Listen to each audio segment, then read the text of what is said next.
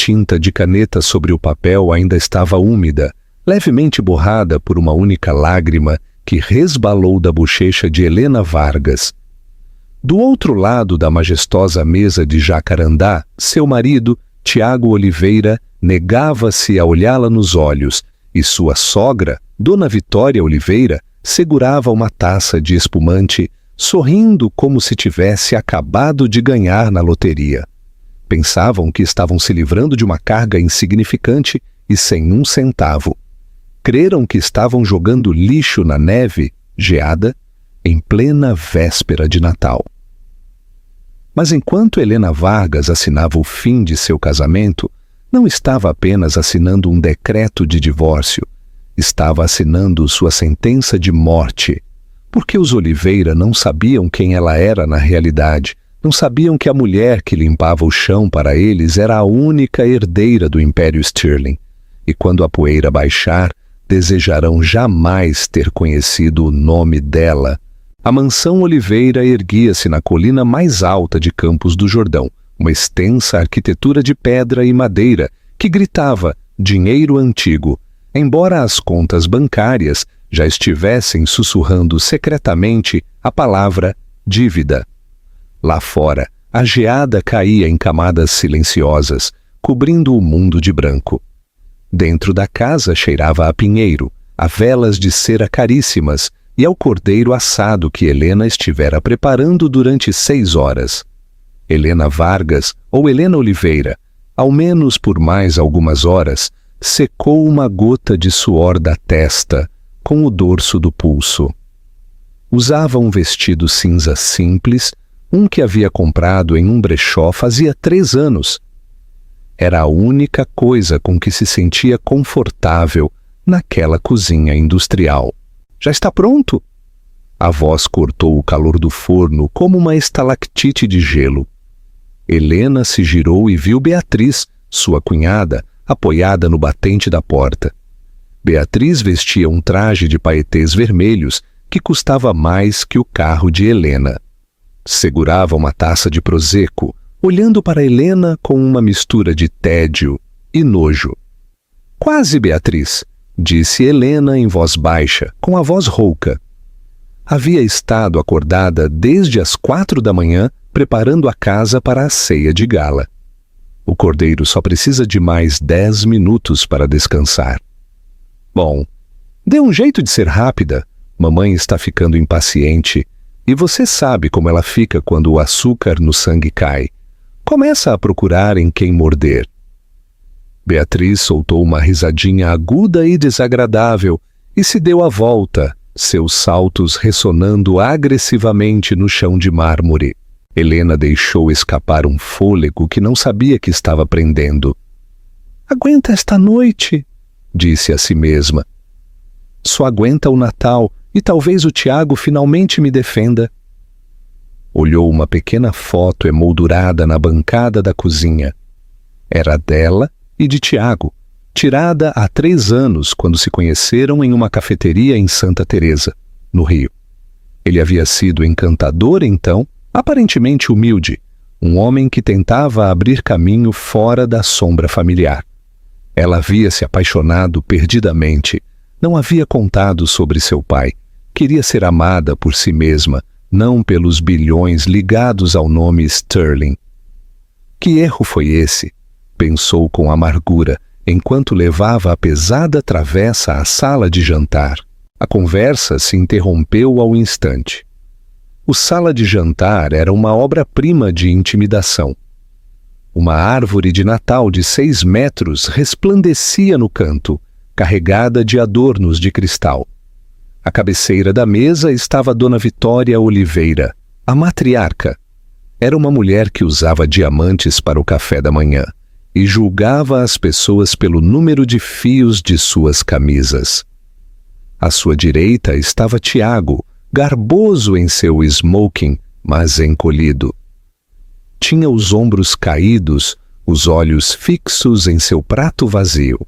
Finalmente, suspirou Vitória, olhando seu relógio Cartier de platina. Começava a pensar que você mesma estava abatendo o animal lá atrás, Helena. Sinto muito, Vitória, murmurou Helena colocando a travessa. Queria ter certeza de que o tempero estaria perfeito.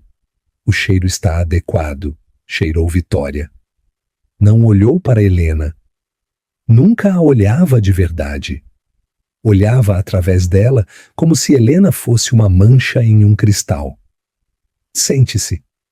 Não fique aí perambulando. Parece uma garçonete. Helena tomou assento junto a Tiago, esticou a mão para tocar a dele debaixo da mesa, desesperada por um aperto, um sinal de solidariedade. A mão de Tiago estava flácida. Ele a retirou um segundo depois para pegar sua taça de vinho. O coração de Helena rachou um pouco mais. Ai, bem, começou o Dr. Ricardo, o pai de Tiago, um homem que nunca havia trabalhado um dia duro na vida, mas falava com a autoridade de um general de guerra. Tiago, você falou com os investidores sobre a fusão? Não na véspera de Natal, pai, murmurou Tiago. Os negócios não esperam por ninguém, interveio Vitória, cortando o cordeiro com precisão cirúrgica, sobretudo quando o legado familiar está em jogo. Precisamos de capital, Tiago, e precisamos rápido. Se você tivesse se casado sabiamente, talvez não estaríamos nesta posição.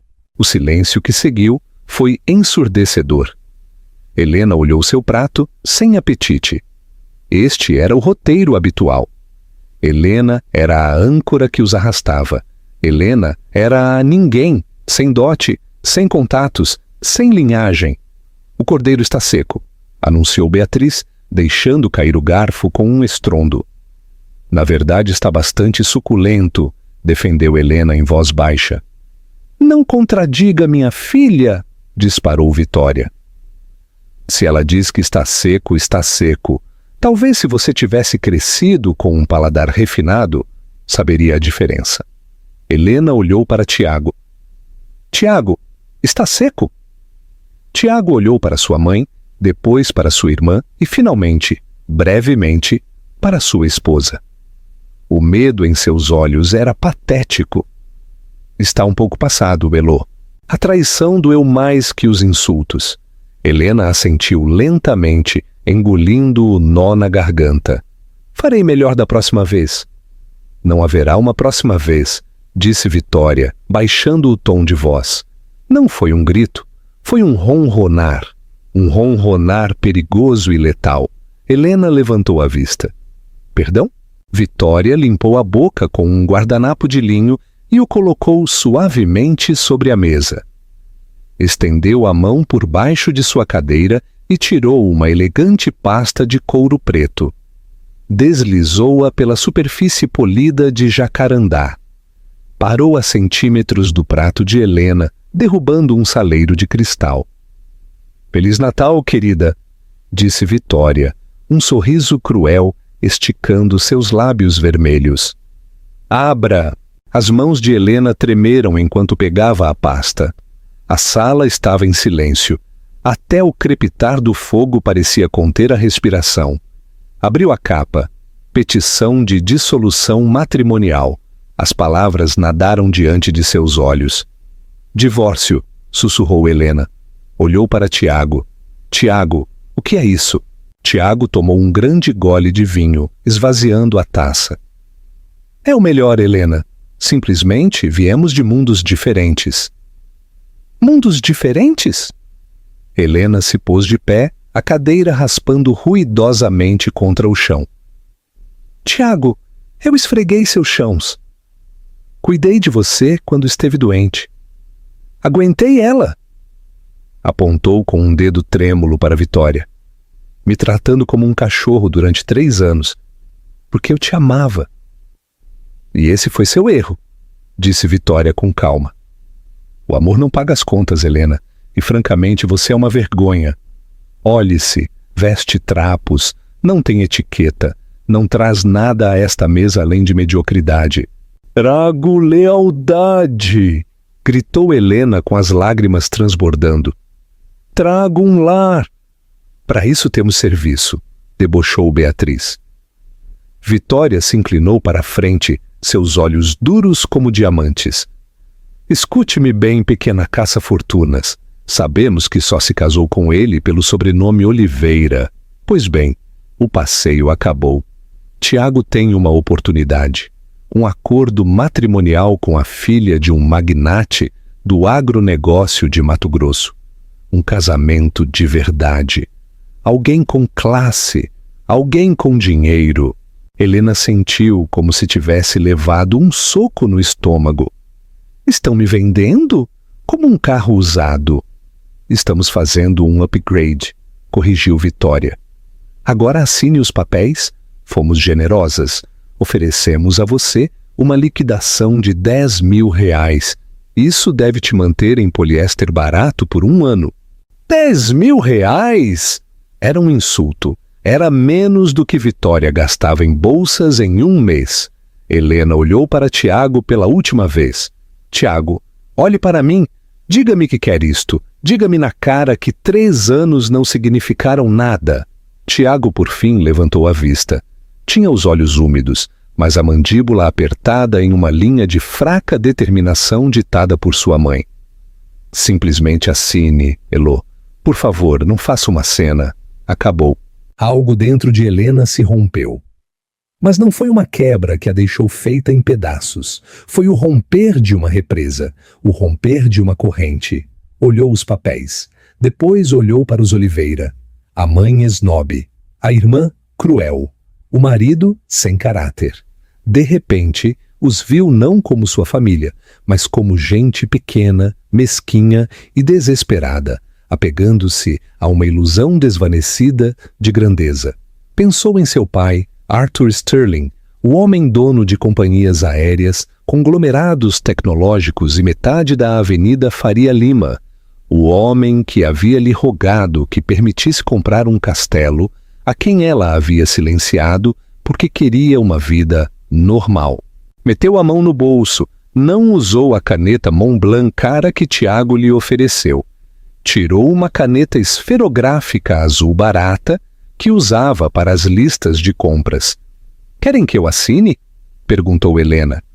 Sua voz se estabilizou. As lágrimas pararam. Sua postura se ergueu. Sim, sim, sibilou Vitória. E depois caia fora da minha casa. Com prazer.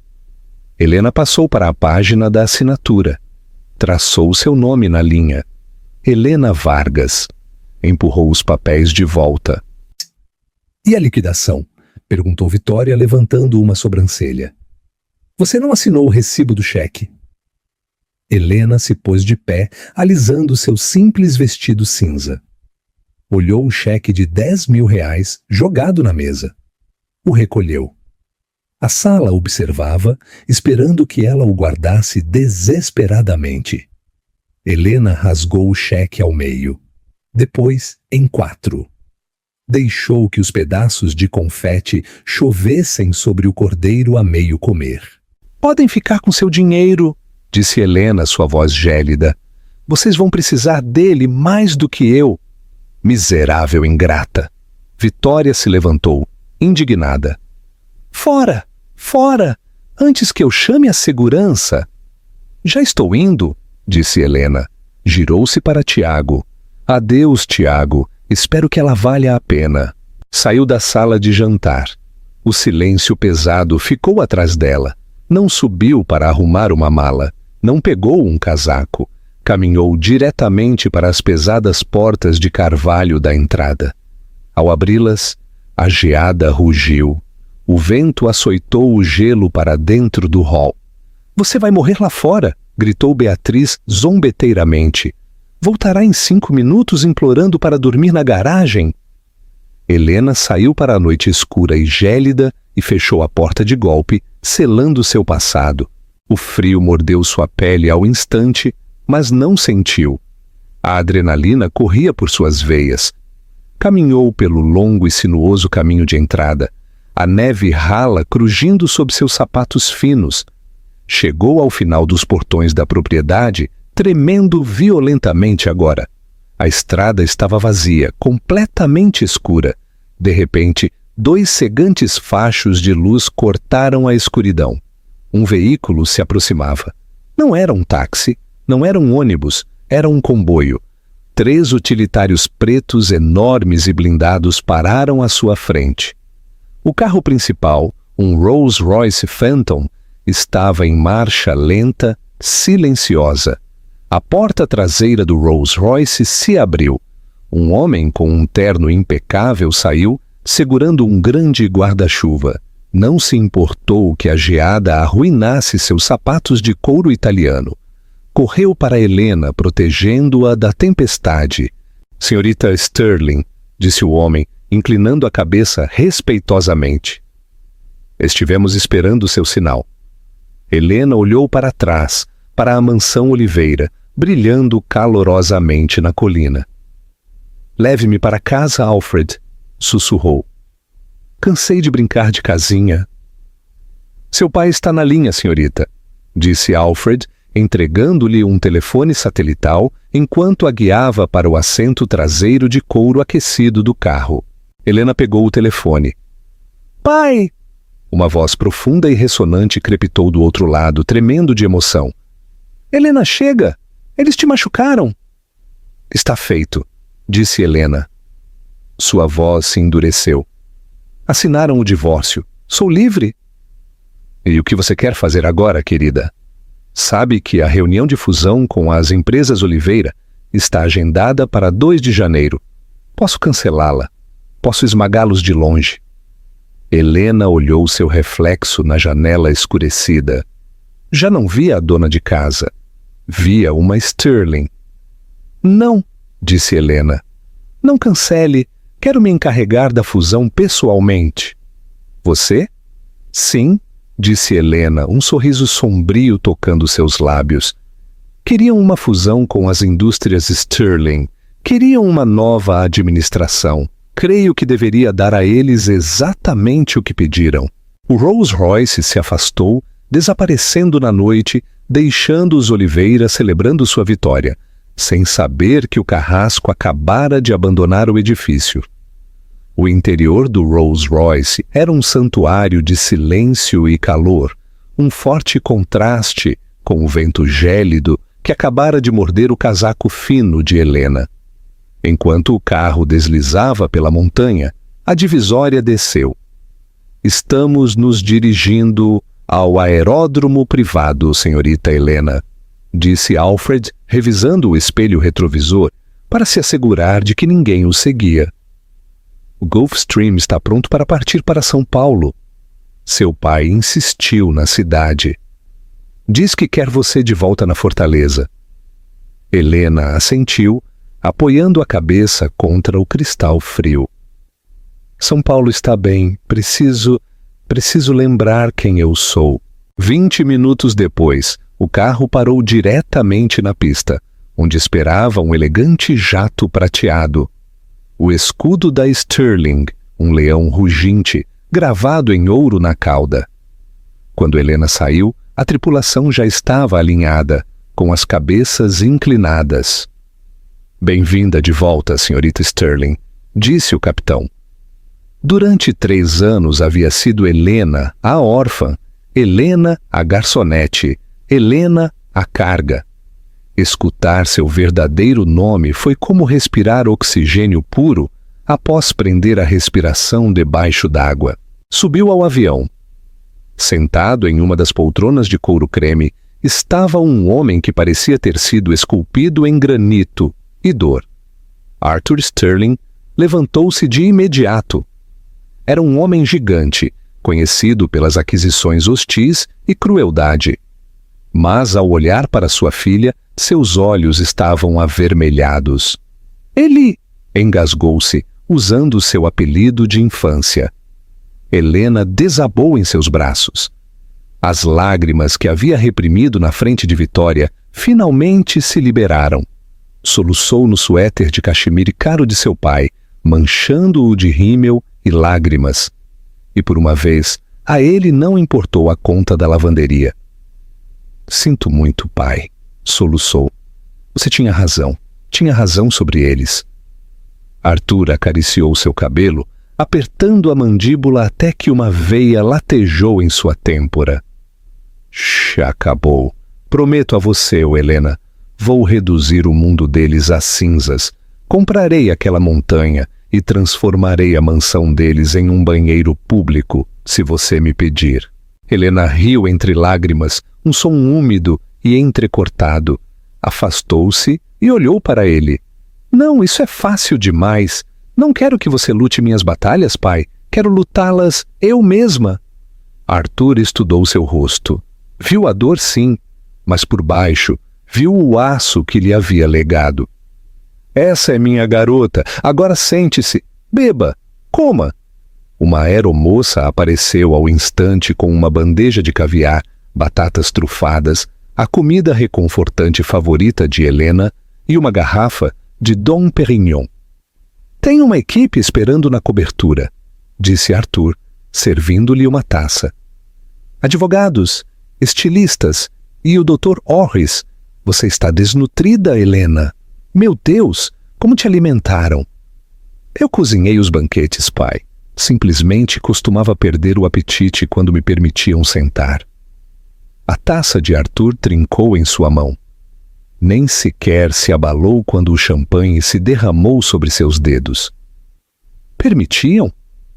Trataram a herdeira das indústrias Sterling como um esfregão. Eles não sabiam, lembrou-lhe Helena. Esse era o trato. Queria ver se Tiago me amava por mim. Queria uma vida onde o dinheiro não importasse.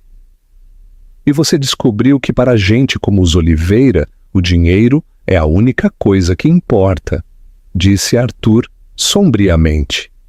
Entregou-lhe um guardanapo novo. Descanse agora. Aterrissamos em pouco tempo. Quando você acordar, Helena Vargas terá morrido. Helena Sterling retorna. A cobertura da Avenida Paulista era um palácio no céu.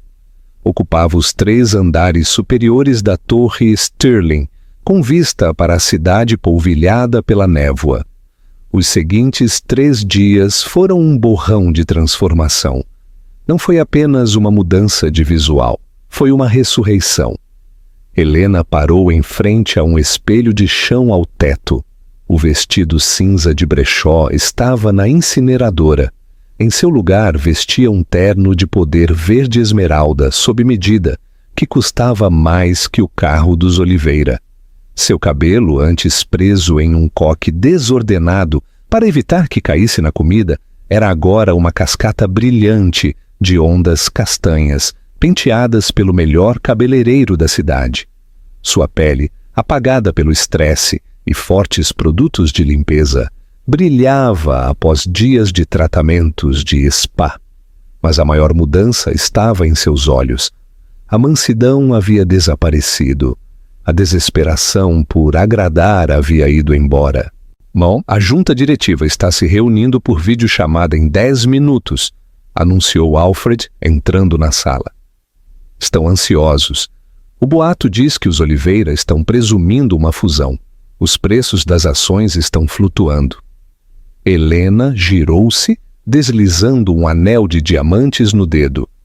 Não um anel de casamento, mas o selo Sterling, uma pesada peça de ouro que significava autoridade. Que presumam, disse Helena, sua voz suave e perigosa. Alfred, puxe o expediente da Oliveira Logística. É pior do que pensávamos. Estão alavancados até o pescoço. 3 hipotecas sobre a propriedade de Campos do Jordão. A empresa Oliveira Logística não gera lucro há 5 anos. Estão sobrevivendo com crédito e a reputação do avô de Tiago. O banco está pronto para executar a hipoteca em 15 de janeiro, a menos que consigam uma injeção massiva de capital. O que eles creem que vão conseguir de nós em 2 de janeiro, meditou Helena, deslizando o dedo pelos números vermelhos. Correto. Creem que se reunirão com Arthur Sterling para finalizar um investimento de 50 milhões de reais em troca de 49% do capital. E a garota de Mato Grosso? Perguntou Helena. Jessica Thorne, respondeu Alfred, deslizando para a foto de uma mulher loira que parecia feita de plástico e malícia. Filha de Earl Thorne, o magnata do agronegócio, o acordo é puramente transacional. Earl quer uma posição nas rotas de envio da Oliveira Logística. Vitória Oliveira quer o dinheiro de Earl. Tiago é simplesmente a moeda de troca. Helena ficou olhando a foto de Tiago no arquivo. Estava bonito, como sempre. Mas agora via a debilidade em sua mandíbula. Trocou um diamante por uma pedra, sussurrou Helena. Pai, chamou, enquanto Arthur entrava na sala. Está tudo pronto para a reunião. A sala de conferências em Campos do Jordão está reservada, disse Arthur, admirando sua filha. Disse aos Oliveira que, devido a uma emergência familiar, não posso comparecer. Mas o novo CEO de aquisições Sterling estará lá para assinar o trato. Você disse o nome do CEO? Não disse. Arthur sorriu, uma expressão de tubarão. Disse a eles que o novo CEO é uma estrategista brilhante que conhece a empresa deles por dentro e por fora. Helena sorriu com autoconfiança. Certamente a conheço. Sei quais tábuas do chão rangem, sei quais contas estão ocultando perdas, e sei exatamente quanto Vitória odeia perder. Caminhou até a janela, olhando as luzes da cidade. Arrume as malas, Alfred, ordenou Helena. Voltamos para a serra, mas desta vez não usaremos a entrada de serviço. O dia de Natal na mansão Oliveira costumava ser um espetáculo de excessos, mas este ano uma estranha pesadez pairava sobre a casa. Vitória Oliveira desceu a grande escadaria às 11 da manhã segurando a cabeça. Helena! Gritou. Café e traga a aspirina! O silêncio a recebeu. Vitória franziu o senho, detendo-se ao pé da escada. O hall ainda estava cheio de agulhas de pinheiro de onde haviam arrastado a árvore. O chão estava opaco. Não cheirava a pães de canela, nem a presunto assado. Helena! Chiou de novo. Depois lembrou-se. Garota inútil! Murmurou Vitória, apertando seu hobby de seda. Foi embora na véspera de Natal. Que alívio! Entrou na cozinha. Era uma zona de desastre. Os pratos sujos da noite anterior estavam empilhados na pia. Molho encrustado, cordeiro a meio comer, manchas de vinho. Helena não havia lavado nenhum só garfo antes de ir embora. Oh, pelo amor de Deus! Gemeu Vitória. Pressionou o botão do interfone na parede. Beatriz! Tiago! Desçam aqui! Beatriz apareceu 10 minutos depois, desalinhada. Por que está gritando? Onde está o café da manhã? Estou morrendo de fome. O serviço pediu demissão, disparou Vitória, apontando o deserto. Prepare umas torradas. Não sei usar essa torradeira. Queima tudo, queixou-se Beatriz, abrindo a geladeira. E não tem nada aqui, só ingredientes crus. Helena não preparou a caçarola do brunch. Tiago entrou por último. Estava terrível. Tinha os olhos injetados de sangue e ainda usava a camisa social da noite anterior, desabotoada e amassada. Olhou a cozinha vazia, a pilha de pratos sujos, e sentiu uma pontada de algo agudo no peito. Durante 3 anos a casa havia funcionado por arte de mágica. Despertava com café recém-feito. Suas camisas estavam passadas. A geladeira estava cheia. Percebeu agora, com uma sensação de afundamento, que a mágica era Helena. Ela foi embora de verdade? Perguntou Tiago, com a voz oca. Não se lamente tanto, Tiago, repreendeu-o Vitória, pegando uma xícara suja, fazendo uma careta e voltando a deixá-la. Cortamos o câncer. Agora podemos nos curar. Você ligou para a Jéssica? Tiago esfregou o rosto. Mandei uma mensagem. Disse que está em St. Bart's, que estará aqui para a festa de Ano Novo. Bem, isso nos dá 1 semana para colocar este lugar em ordem. Contrataremos um serviço de buffet, uma equipe de limpeza profissional. Nada dessas bobagens de amadora que a Helena oferecia. Isso custa dinheiro, mãe, apontou Tiago em voz baixa. Dinheiro que não temos até que o acordo se concretize.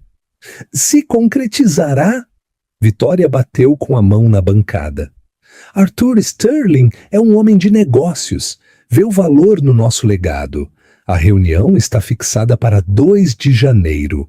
Uma vez que esse cheque seja compensado, voltaremos a estar no topo. Começaremos por renovar esta cozinha. Cheira a pobreza. O telefone na parede tocou. Era o fixo, o que só os credores usavam. Vitória olhou fixamente. Tiago, atenda! Tiago atendeu. Olá, Residência Oliveira. Escutou um momento. Seu rosto empalideceu. Sim, entendo. Mas veja, temos um evento de liquidez importante no dia 2. Você pode simplesmente adiar os procedimentos até... Alô? Desligou. E então?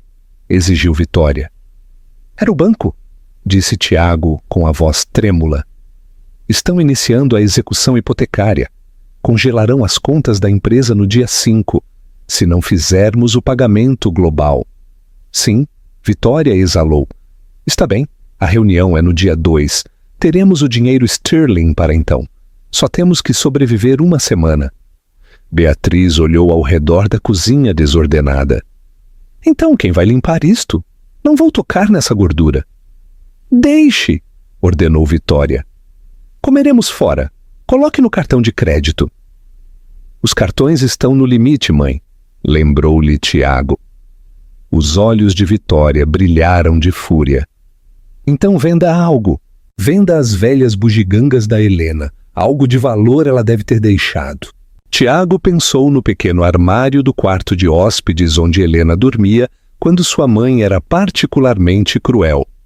Subiu as escadas, deixando sua mãe e sua irmã discutindo sobre quem esfregaria as panelas. Entrou no quarto que Helena havia usado. Estava vazio. A cama estava perfeitamente feita.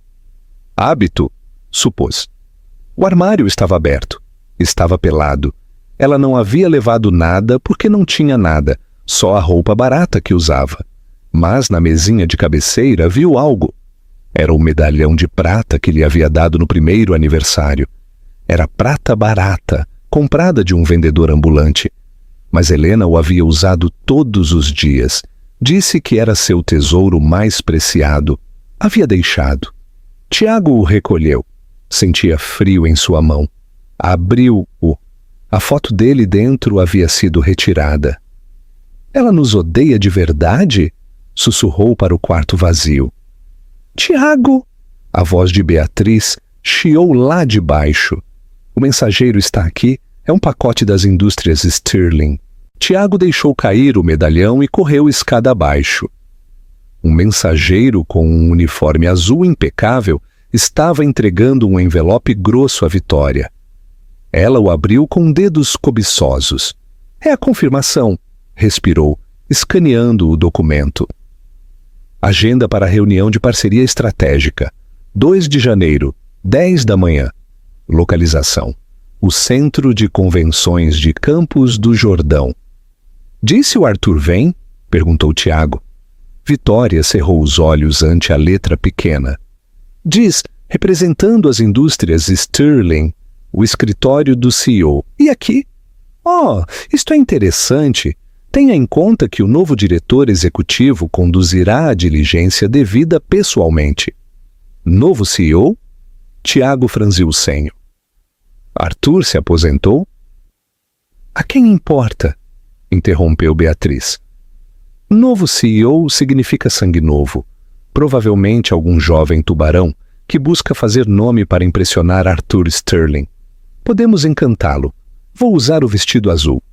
Vitória sorriu, agarrando o papel como uma tábua de salvação. Exatamente. Isso é melhor. Arthur é um velho dinossauro. Um novo CEO será mais fácil de manipular. Vamos deslumbrá-lo com a história dos Oliveira. Organizaremos um jantar aqui na noite anterior. Não podemos organizar aqui, mãe, disse Tiago, apontando o desastre. Não temos pessoal. Bem, Vitória fez um gesto com a mão. Nos reuniremos com ele no centro de convenções. Entraremos lá como a realeza, Tiago. Você precisa parecer bem-sucedido. Faça a barba, corte o cabelo. Não estamos pedindo dinheiro. Estamos oferecendo um privilégio. Mirou pela janela o caminho de entrada coberto de geada. Helena pensou que arruinaria nosso Natal, debochou Vitória. Mas só nos limpou o caminho para o nosso maior triunfo. Para a próxima semana seremos mais ricos do que nunca e ela estará congelando em uma esquina em algum lugar. Tiago assentiu, forçando um sorriso que não sentia. Mas enquanto olhava o logo das indústrias Stirling no papel, um leão ruginte, não pôde evitar a sensação de que o leão o estava olhando diretamente e parecia faminto. Janeiro em Campos do Jordão era um desfile de casacos de pele, esquis de design e ressacas de champanhe. A cidade fervilhava com a elite endinheirada, mas dentro da mansão Oliveira o ambiente era frenético. "Este vestido é horrível!", gritou Beatriz, jogando uma pilha de seda no chão do seu quarto. "Não posso usar o Prada da temporada passada para me reunir com o CEO das indústrias Stirling. Pareço uma mendiga." Vitória estava no umbral com um copo de uísque na mão, apesar de ser apenas meio-dia. "Pare de reclamar, Beatriz. É preto. Emagrece. Só coloque a gargantilha de diamantes. Distrai do decote." "Empenhei a gargantilha, mãe", chiou Beatriz. "Lembra, para pagar o depósito do buffet para a festa de Réveillon, a qual ninguém veio." O silêncio que seguiu foi pesado. A festa de Ano Novo havia sido um desastre. Os convites foram enviados, mas a lista de confirmações manteve-se vergonhosamente vazia. Os rumores dos problemas financeiros dos Oliveira haviam começado a circular pelo vale. Os tubarões sentiram sangue. E em Campos do Jordão, se você sangrasse, era socialmente posto em quarentena. "Não importa", disse Vitória com voz tensa. "Amanhã tudo muda. Uma vez que assinemos o trato, compraremos 10 gargantilhas novas para você. Compraremos a joalheria. Agora vista-se. Precisamos repassar a apresentação uma última vez." Lá abaixo, Tiago estava sentado à mesa de jantar. A mesma mesa onde havia visto sua esposa assinar os papéis do divórcio fazia uma semana. Estava olhando os relatórios financeiros. Estavam falsificados, pesadamente. "Veja bem, mãe", disse Tiago enquanto Vitória entrava. "Não podemos mostrar a eles estes números. Isto projeta um crescimento de 20% em logística. Na realidade, estamos um quinto abaixo. Não nos auditarão até depois que o cheque seja compensado." Vitória o desestimulou, servindo-se de outro gole. "Deixe de ser tão covarde, Tiago. Você está vendendo uma visão, não um problema matemático. O novo CEO é provavelmente algum alpinista corporativo que busca uma vitória rápida para impressionar Arthur Stirling. Daremos a ele uma vitória. Daremos o nome Oliveira." "Revisei a lista de convidados para o hotel St. Regis", murmurou Tiago. "Todo o andar superior foi alugado para a Stirling Holdings. A segurança é mais estrita que a do Pentágono. Nem sequer pude conseguir um nome para o CEO." "Bem", Vitória sorriu. "Isso significa que é importante. E os homens importantes têm egos. Só temos que massageá-los." Enquanto isso, na suíte presidencial do St. Regis, Helena Stirling estava na sacada, olhando a cidade que havia sido sua prisão durante 3 anos. Usava um hobby de cachemir, sorvendo chá quente com mel. Atrás dela, a suíte era uma colmeia de atividade. 3 advogados revisavam contratos, um estilista estava vaporizando um terno de poder azul marinho e Alfred estava ao telefone com o banco. "A documentação de execução hipotecária está pronta, senhorita Stirling", disse Alfred, desligando. O banco concordou em vender a dívida Oliveira para as indústrias Stirling com efeito imediato. A partir desta manhã, você não é apenas sua potencial investidora, é sua principal credora. Helena girou-se. Uma rajada de vento frio pegou seu cabelo. Eles sabem? Não. Ainda creem que o banco tem o título. Creem que tem até o dia 15. Perfeito, disse Helena. Voltou a entrar. E a verificação de antecedentes sobre as operações do armazém?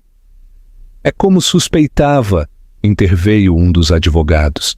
Encontramos as discrepâncias. Os Oliveira estiveram economizando em manutenção de segurança durante 5 anos para financiar seu estilo de vida. Os caminhões não cumprem com as normas. O seguro é nulo. Se expormos isto, a empresa não vale 0. Vale milhões negativos em processos judiciais. Helena assentiu. Lembrou-se das noites em que Tiago chegava em casa queixando-se de motoristas ingratos que pediam demissão porque os freios estavam ruins. Lembrou-se de Vitória, rindo de economizar dinheiro em mecânicos para comprar um candelabro novo. Arriscaram vidas por um cristal? Sussurrou Helena. Senhorita Stirling? O estilista levantou 2 pares de sapatos. Os Louboutins ou os Jimmy Choos? Os Louboutins, disse Helena. As solas vermelhas. Quero que vejam vermelho quando eu me afastar. Olhou o relógio. Menos de 24 horas para a reunião. Sentiu uma dor fantasma no peito. O fantasma da mulher que costumava amar Tiago, mas depois lembrou-se do cordeiro. Lembrou-se da liquidação de R$10.000. Lembrou-se da neve fria em sua face. Alfred, disse Helena, assegure-se de que a sala de conferências esteja a 18 graus Celsius. Um tanto frio, senhorita. Vitória odeia o frio, diz que lhe doem as articulações. Quero que esteja desconfortável antes mesmo de que eu diga uma palavra. O centro de convenções de Campos do Jordão era uma fortaleza de vidro e aço aninhada contra as montanhas. A sala de reuniões no andar superior oferecia uma vista panorâmica. Uma vista que geralmente custava uma fortuna desfrutar. Às 9h55 chegaram os Oliveira. Vitória liderou a carga, vestida com um traje Chanel vintage que já vira dias melhores, envolta em um casaco de pele levemente amarelado pela idade. Beatriz ia atrás com um vestido preto, com aspecto entediado, olhando seu telefone. Tiago fechava a marcha, carregando a maleta de couro com os documentos fraudulentos. Estava pálido. Lembre-se, sibilou Vitória enquanto entravam no elevador. Confiança, nós somos o prêmio. Saíram do elevador e foram recebidos por uma recepcionista que não sorriu. Grupo Oliveira, sala de conferências B. Sala B? Debochou Vitória. Normalmente, nos reunimos na suíte executiva. Sala B, repetiu a recepcionista, sem levantar a vista. Caminharam pelo corredor. A sala B era impressionante, mas austera. Uma longa mesa de cristal, 12 cadeiras de couro e um termostato ajustado a frescos 18 graus. Faz um frio terrível aqui, queixou-se Vitória de imediato, apertando mais sua pele. Tiago, chame alguém para consertar a calefação.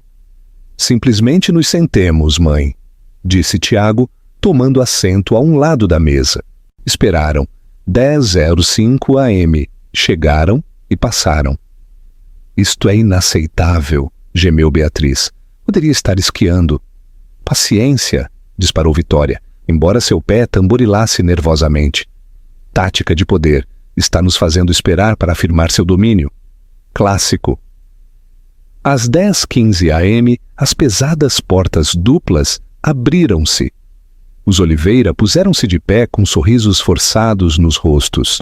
Arthur Stirling não entrou. Em vez disso, 6 homens com ternos escuros entraram, advogados e contadores, tomando assentos ao longo da parede traseira. Abriram laptops ao uníssono. Depois, Alfred entrou, parou junto à porta e anunciou. A CEO das indústrias Stirling.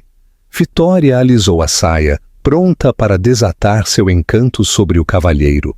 Entrou uma mulher. Usava um terno azul marinho sob medida, à perfeição, abraçando uma silhueta feminina e formidável.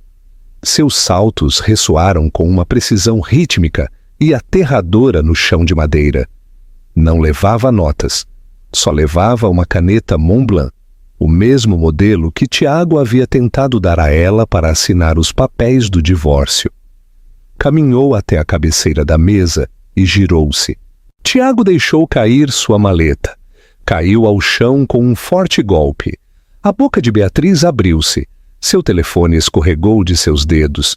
Vitória congelou.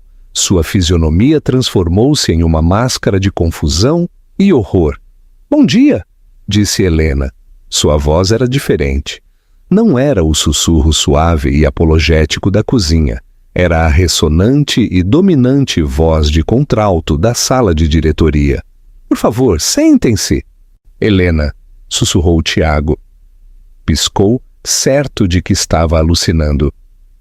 "Helena, o que você está fazendo aqui? Você conseguiu um emprego como assistente?" Vitória soltou uma risada aguda e histérica. "Oh, isto é de filme. Você se infiltrou? Segurança, tirem esta lixa daqui. Estamos esperando o CEO." Helena não piscou. Lentamente puxou a cadeira principal e sentou-se. Juntou as mãos sobre a mesa e olhou Vitória nos olhos. "Eu sou a CEO", disse Helena. "Ah, CEO? Não seja ridícula", cuspiu Vitória. "Você é uma cozinheira? Uma ninguém. Onde está Arthur Sterling?" "Arthur Sterling é meu pai", respondeu Helena com calma. O silêncio que absorveu o ar da sala foi absoluto. Foi o som de 3 mundos colapsando simultaneamente. "Não", sussurrou Vitória. "Não, isso é impossível. Você é Helena Vargas. Você é de lugar nenhum." "Sou Helena Sterling", corrigiu. "Usei o sobrenome de solteira da minha mãe, Vargas, porque queria ver se podia encontrar pessoas que me amassem por quem eu era, não pelo que eu tinha. Imaginem minha decepção quando encontrei vocês." Tiago afundou em sua cadeira, seu rosto tornando-se de uma cor cinza doentia. "Sterling, os bilhões, o império, você!" A olhou de verdade e viu a inteligência que havia ignorado, a graça que havia confundido com servidão. "Estive casado com a herdeira das indústrias Sterling." "Esteve?", disse Helena. "Até que me trocou por uma fusão que não existe." "Não existe?", chiou Beatriz. "Vamos aos negócios", disse Helena fazendo sinal a um dos advogados. O advogado deslizou um documento pela mesa para Tiago. "Esta é a proposta que enviaram", disse Helena. "Afirmam que a Oliveira Logística tem ativos no valor de 40 milhões. No entanto, minha equipe conduziu uma auditoria silenciosa ontem à noite." Outro documento deslizou. "Seus caminhões são armadilhas mortais. Seus armazéns estão hipotecados 3 vezes e seus contratos exclusivos expiraram faz 6 meses.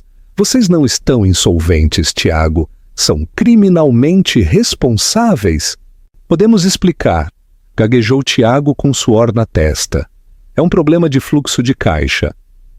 "É fraude", disse Helena, "e normalmente esta seria a parte em que eu iria embora e deixaria que a CVM se ocupasse de vocês. Mas..."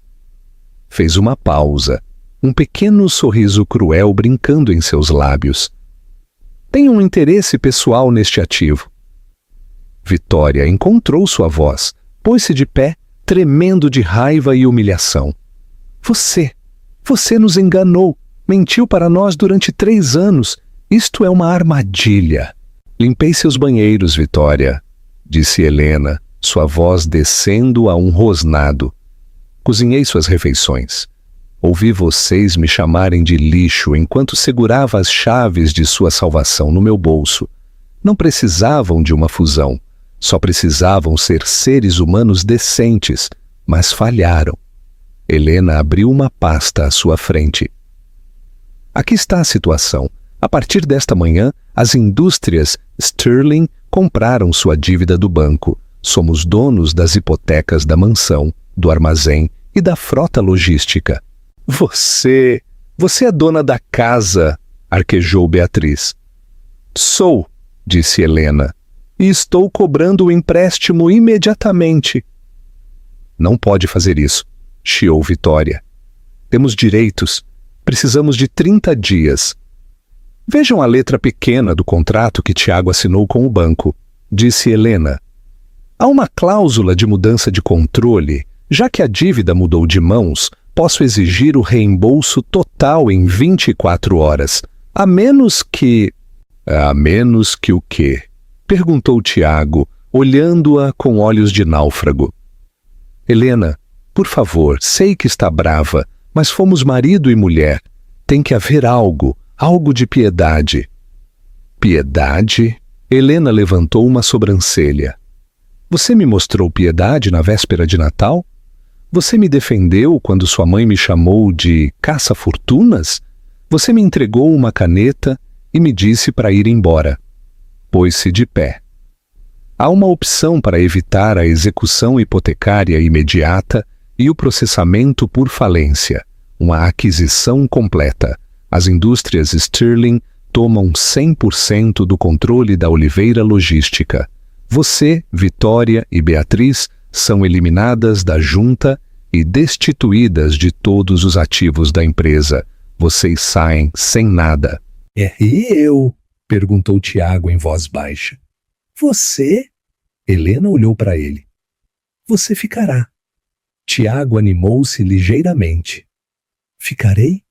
Sim, sorriu Helena, mas não chegou aos seus olhos. Como auxiliar de carga júnior no armazém, salário mínimo, turno da noite. Quero que veja exatamente o quão duro tem que trabalhar a gente que você desprezou. Não farei isso, gritou Vitória. Não serei indigente, sou uma oliveira. Então nos vemos nos tribunais, disse Helena, fechando sua pasta. E eu tenho melhores advogados. Para quando eu terminar, você nem terá esse traje Chanel vintage no corpo. Girou-se para Alfred. Reunião encerrada. Helena girou-se e caminhou para a porta. O som de seus saltos era o único som na sala até que Tiago falou. Helena, a chamou. Você ainda me ama? Helena parou na porta. Não se girou. Amava o homem que pensei que você era, Tiago. Mas esse homem nunca existiu. Saiu deixando a porta aberta. A corrente de ar frio do corredor entrou, congelando-os Oliveira até os ossos. A caminhada da sala de conferências até o hall do centro de convenções foi a milha mais longa da vida de Vitória Oliveira. Cada passo sentia-se pesado. Isto é um blefe, murmurou Vitória, mãos tremendo. Arthur Sterling não permitiria que sua filha fosse uma criada. É uma piada de mau gosto. Parou no meio do hall e sacou seu telefone. E vou ligar para Earl Thorne. Jessica resolverá isto. A família Thorne tem dinheiro que rivaliza com os Sterling. Se assegurarmos o casamento agora, Earl pagará a dívida. Discou freneticamente. Tiago apoiou-se em um pilar, olhando ao chão, revivendo o momento em que Helena entrou. Earl! Gritou Vitória ao telefone. Obrigada a Deus! Escute, temos uma ligeira complicação de liquidez. Precisamos acelerar o anúncio de compromisso. Fez uma pausa, escutando. Seu rosto passou de pálido a branco fantasmal. O que quer dizer com ficou sabendo? Escutou de novo. Você está rompendo o trato? Uma pausa. Me diz que ele é mercadoria danificada? Earl, não se atreva a desligar. A linha caiu. Vitória baixou o telefone lentamente. Eles sabem. Jessica postou um status 5 minutos atrás. Solteira e evitando drama tóxico. Earl esteve no campo de golfe com Arthur Sterling esta manhã. Arthur contou tudo. Acabou. disse Tiago, deslizando pelo pilar para sentar-se no mármore. Correram de volta à mansão, mas quando chegaram aos portões de ferro, estes já estavam abertos. 2 caminhões de mudança estavam estacionados. No pórtico estava Alfred, segurando uma prancheta. Ao seu lado, 2 oficiais de justiça. Que significa isto? Chiou Vitória. Saiam da minha propriedade. Não é sua propriedade, senhora Oliveira, disse Alfred. A transferência da escritura foi registrada eletronicamente faz 1 hora. Vocês estão invadindo a moradia corporativa das indústrias Stirling. Não tenho para onde ir, lamentou Beatriz, vendo os carregadores tirarem sua coleção de bolsas. Ei, cuidado com essa Birkin. Na verdade, interveio Alfred, a auditoria de itens pessoais mostra que estas bolsas foram compradas usando o cartão corporativo da Oliveira Logística. Portanto, são propriedade da empresa. Serão leiloadas. Não podem levar minha roupa, gritou Beatriz. Deixamos uma mala para cada um com itens essenciais pessoais, disse Alfred. Tudo bom, mas fica. Tiago passou por sua mãe e irmã. Aproximou-se de Alfred. Onde ela está? A senhorita Stirling retornou a São Paulo, disse Alfred. Tem trabalho a fazer. Deixou um recado. Seu turno começa amanhã às 6 p.m. Use botas com ponta de aço. Terá que comprá-las você mesmo. Tiago olhou a casa. Viu a janela da cozinha onde Helena passara horas cozinhando. De acordo, sussurrou Tiago. Tiago! Vitória agarrou seu braço. Faça algo. Lute contra eles. Lutar com o quê, mãe? Tiago desvencilhou-se dela. Não temos nada. Você gastou tudo. Tratou-a como lixo e me arrastou junto. Helena era a única coisa real que tínhamos e a jogamos fora. 6 meses depois, o armazém da Stirling Logística era uma sinfonia ensurdecedora. No cais de carga, um homem com colete laranja suava. Levantou uma caixa pesada. Acelera o passo, Oliveira! Gritou um supervisor. Já vou! Rosnou Tiago, limpando a graxa da testa. Suas costas doíam, suas mãos tinham calos. Vivia em um pequeno estúdio, ia trabalhar de ônibus, comia sanduíches que ele mesmo fazia, mas, estranhamente, sua mente estava mais clara. De repente, o armazém ficou em silêncio. Caminhando pelo corredor central estava Helena. Parecia radiante. Usava um capacete branco sobre o cabelo castanho, blazer e jeans. Ria com o gerente. Parou a poucos metros de Tiago. Ele quis se esconder, mas ficou pregado ao chão. Viu o anel em seu dedo. Uma banda simples e elegante na mão direita. Símbolo de independência. Helena levantou a vista. Seus olhos pousaram nele. Por um momento, o tempo parou. Tiago esperou a ira. Esperou que ela debochasse. Mas ela não o fez. Sua expressão suavizou apenas uma fração. Viu o suor, viu os calos, viu que finalmente, pela primeira vez, ele estava ganhando seu sustento. Deu-lhe um único e brusco aceno de cabeça, um gesto de respeito pelo trabalhador, não pelo homem. Virou-se para o gerente. Os índices subiram 15%. Bom trabalho. Autorizaremos o bônus. Um aplauso elevou-se. Helena virou-se e foi embora, seus saltos clicando no cimento. Tiago a viu partir, lágrimas nos olhos. Ei, Oliveira! Latiu o supervisor. Deixa de sonhar acordado. Esse caminhão não vai se carregar sozinho. Certo, disse Tiago. Inclinou-se e pegou a caixa. Helena estava no terraço de sua cobertura na Avenida Paulista, vendo a névoa cair. Havia passado exatamente 1 ano desde o divórcio. Dentro, a festa estava em pleno auge. Arthur presidia junto à lareira. Amigos de verdade riam. Alfred saiu ao terraço com uma taça de champanhe. Um brinde, senhorita Stirling. Helena pegou a taça. Olhou as luzes da cidade. Por que, Alfred? Pela liberdade, sugeriu Alfred. E pela verdade. Helena sorriu. Pensou na garota que esfregara chãos esperando ser amada. Já não sentia pena dela. Estava orgulhosa. Essa garota sobreviveu para que a mulher ali pudesse viver. Por saber quanto você vale, corrigiu Helena, chocando sua taça. E por cobrar impostos. Tomou um gole, deu as costas à noite fria e regressou para dentro, para o calor, para a risada, para uma vida que finalmente era sua.